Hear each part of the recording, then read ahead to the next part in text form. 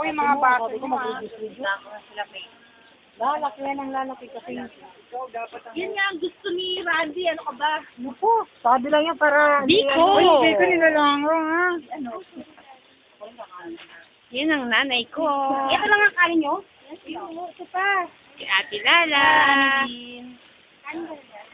Ate Bebe. Ay ka, Annalyn, para dadalhin. Larry. Ito yung ano, Lisa. Ito. Si Ito Ate yung baso, Faye. ha? Baka naman tapon-tapon yung phone sa Ito ako. Ito kami sa Grotto Vista.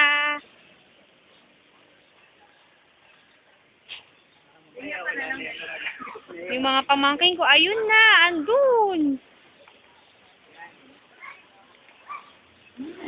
Sa ilalim ng barko.